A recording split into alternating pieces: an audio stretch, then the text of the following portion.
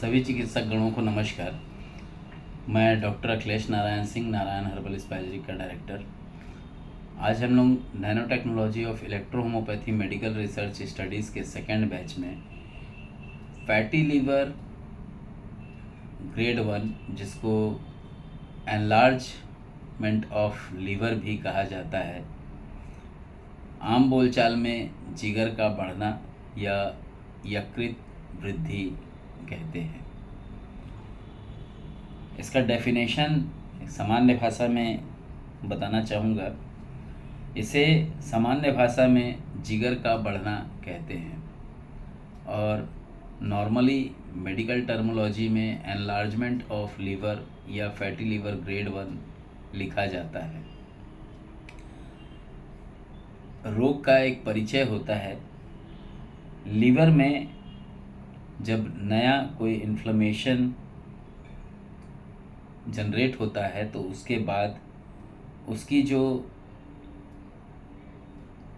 Results होते हैं, परिणाम स्वरूप अथवा यकृत में बार बार रक्त संचार होते रहने पर यकृत का पुराना इन्फ्लेमेशन हो करके यकृत जो होता है, लीवर जो होता है, वो एनलार्ज हो जाता है। रोग का प्रमुख कारण क्या होता है? अत्यधिक मद्यपान करना, अत्यधिक मसालेदार भोजन करना, अधिक ऐश आराम का जीवन व्यतीत करना, इन्फेक्टेड फीवर हो, लीवर किसी फॉरेन पार्टिकल्स से लड़ रहा हो, ऐसा कंडीशन आता है कभी कभी। गॉल ब्लैडर स्टोन हो या गॉल ब्लैडर में सूजन हो, पारद या तीव्र बोलना चाहिए एसिडिक, जिसको हम लोग क्षारीय बोलते हैं, कॉन्सेंट्रेटिक जो रिलेटेड मेडिसिन्स होती है, चाहे फिर वो किसी भी सिस्टम ऑफ मेडिसिन की हो, इलेक्ट्रो होम्योपैथी में तो नहीं होती है, बट अन्य सिस्टम ऑफ मेडिसिन्स में होता है कि जो क्षारीय कॉन्सेंट्रेटिक फॉर्म में रेमेडीज़ मेडिसिन्स होती हैं, उनका हम लगातार जब निरंतर उपयोग करते हैं, एक कारण ये भी होता है। और कभी कभी सामान्य जो जॉन्डिस होता है उसमें जब टॉक्सिन की मात्रा अत्यधिक हो जाती है तो भी लीवर एनलार्ज हो जाता है। फैटी लीवर ग्रेड 1 तो भी होता है। इसके प्रमुख लक्षण क्या होते हैं शरीर में? लॉस ऑफ एपेटाइट, जिसमें हम इसको आयुर्वेदिक भाषा में अग्नि मंद कहते हैं। पेट के दाहिने तरफ भारीपन लगता है, राइट हाइपोकॉन्ड्रिया में भारीपन लगता है। जीभ सफ़ेद हो जाती है, उसके ऊपर सफ़ेद कोटेड लेयर आ जाता है जीभ के ऊपर। मुंह का स्वाद जो होता है वो कड़वा हो जाता है। आँखों में पीलापन दिखाई देता है। कभी कभी डायरिया और कभी कभी कॉन्स्टिपेशन जनरेट होता है, जिसमें स्टूल नहीं निकलता है। बदहजमी हो जाती है, इंडाइजेशन और भूख की कमी देखने को मिलती है। कभी कभी बुखार भी आता है और कई बार पेट फूल जाता है। इसको विशेष कारण कुछ होते हैं, जैसे रक्त के रिलेटेड, ब्लड से रिलेटेड कोई डिसीज़ हुआ हो, हार्ट लंग्स और किडनी के क्रोनिक डिजीज़ हो रहे हों,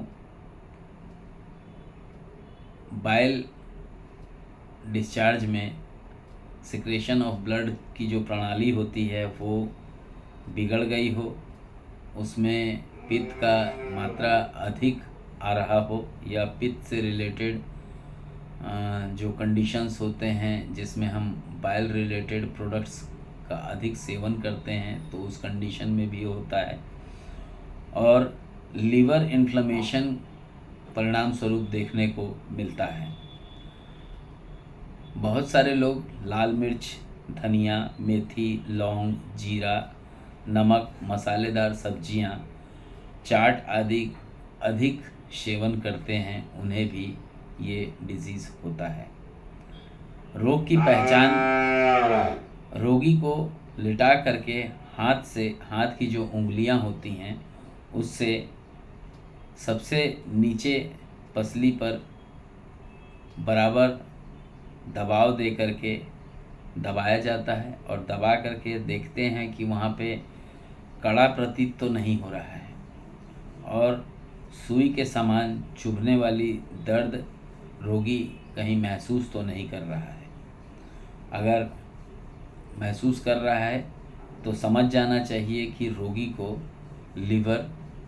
का जो लीवर है वो एनलार्ज हो रहा है, बढ़ रहा है, फैट वहाँ बढ़ रहा है। रोग का परिणाम अगर उचित चिकित्सा न करने पर लीवर हेपेटोमेगली में कन्वर्ट हो सकता है, हेपेटाइटिस में कन्वर्ट हो सकता है, लीवर सिरोसिस में कन्वर्ट हो सकता है। लीवर में एक्स्ट्रा वर्क करना पड़ेगा और कई बार इसी की वजह से जॉन्डिस जनरेट हो जाता है। पित्तवर्धक वस्तुओं का प्रयोग से लीवर के पुराने इन्फ्लेमेशन होकर लीवर जो होता है वो बढ़ने लगता है। इसमें एक विशिष्ट स्पेसिफाइड लक्षण भी होता है। जब यकृत नीचे की ओर बढ़ता है तो पिंजरे की जो हड्डियां होती हैं उसके नीचे हाथ से दबाने पर महसूस किया जा सकता है।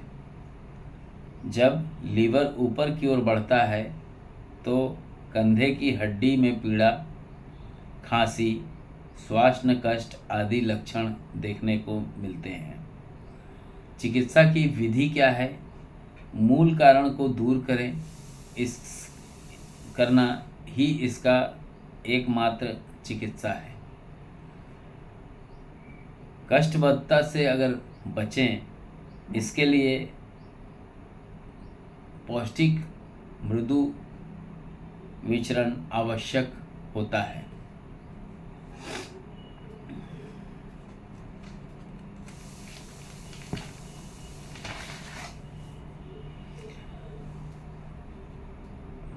दीपन, पाचन, रोचक और विशिष्ट यकृत विकार नाशक औषधियों का पूर्ण व्यवस्था करना चाहिए, जिसमें S5 हमारे लीवर की मेडिसिन है और अगर वहाँ पे कुछ एक्स्ट्रा जनरेट हुआ है तो उसको हटाने के लिए H2 या C2 का प्रयोग करना चाहिए। अगर कोई गांठ आ रही है तो A2 का प्रयोग करना चाहिए। अगर दर्द आ रहा है तो F1 या F2 का प्रयोग करना चाहिए। एक्सटर्नल में अगर आप दे रहे हैं तो F2WE का यूज़ यहाँ पे करना चाहिए। इस तरीके से कॉम्बिनेशन आप क्रिएट कर सकते हैं।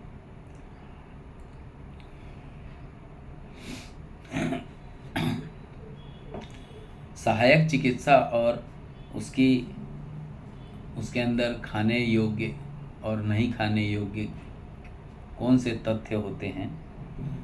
रोगी को पूर्ण विश्राम आवश्यक होता है। लीवर के ऊपर हॉट कॉम्प्रेस भी आप लगा सकते हैं। इसमें पथ्य रूप से अगर खाने वाली चीज़ें हैं तो कच्चे पपीते का साग, पका पपीता भी लाभकारी होता है।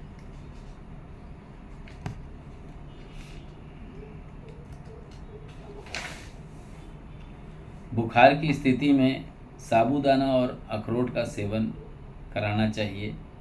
दूध, साग सब्जी की अधिक मात्रा में उसे उपयोग करना चाहिए। अगर हम इसकी ट्रीटमेंट की बात करते हैं तो अगर पेन आ रहा है तो F2, कोई सॉलिड पार्टिकल्स है या फैट है उसको गलाने के लिए A2, लीवर की मूल मेडिसिन S5, अगर वहाँ पे कोई एक्स्ट्रा ग्रोथ जनरेट हुआ है तो C5 का उपयोग करना चाहिए। कभी कभी रोगियों में भूख ख़त्म हो जाती है तो S10 का उपयोग करना चाहिए।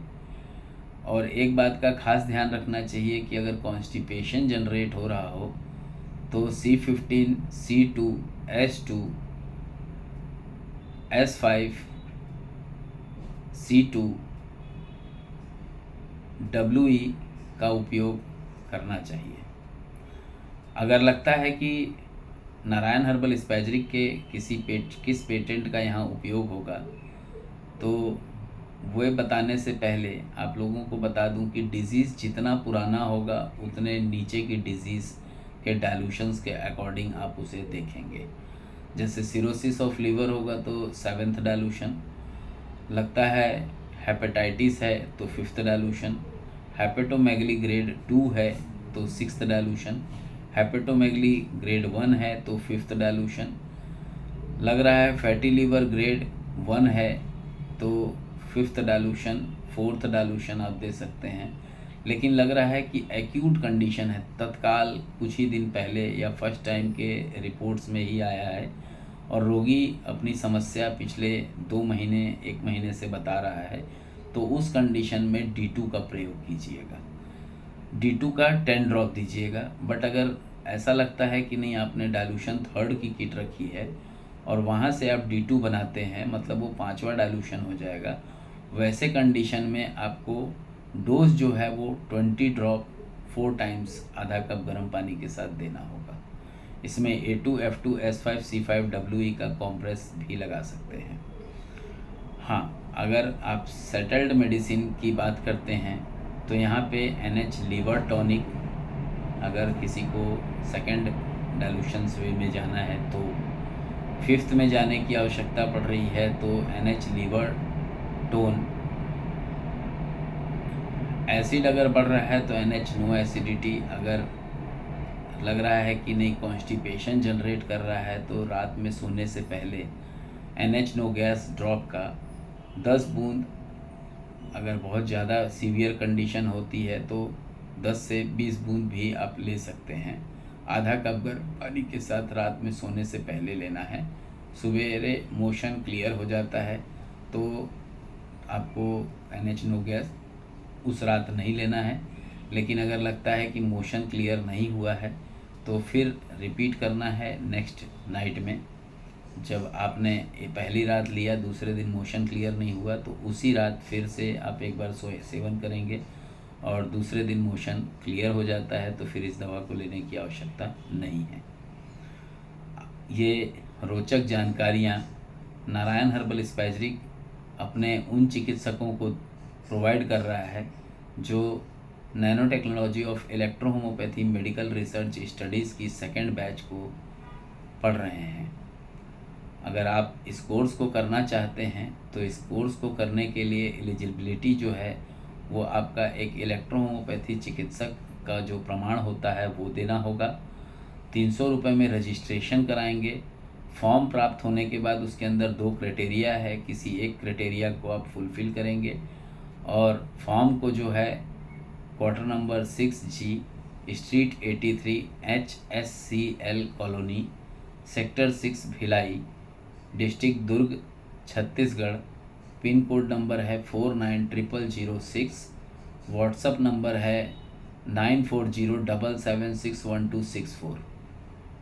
हाँ, अगर हेल्प चाहिए तो 9407761264 के अलावा हमारे जो को डायरेक्टर हैं डॉक्टर रविंदर S शर्मा जी, जिनका व्हाट्सअप नंबर है 9904248934, इस पे भी आप संपर्क कर सकते हैं। जय हिंद, जय इलेक्ट्रो होम्योपैथी, जय काउंट सीजर मेटी जी, जय नासक मेथोडोलॉजी।